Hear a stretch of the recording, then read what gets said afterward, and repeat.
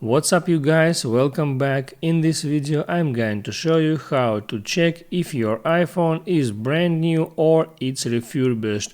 That is quite simple and easy, so let's begin. And first open up your settings and then go into general and now tap there at the very top on about, and all you need to do there is find serial number, tap on the tap and hold, and then copy your serial number, and then you can open up your browser. I use Safari browser for that, and there in the search bar just type in Apple check new, hit search, and then go on that site checkcoverage.apple.com, and on that side you can check, you can put in your serial number right there, just tap paste, then enter the code and hit continue.